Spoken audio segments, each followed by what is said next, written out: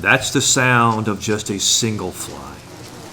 Now imagine a chorus of tens of thousands, maybe more. Enough to change the direction of the wind. Listen to the horde of flies.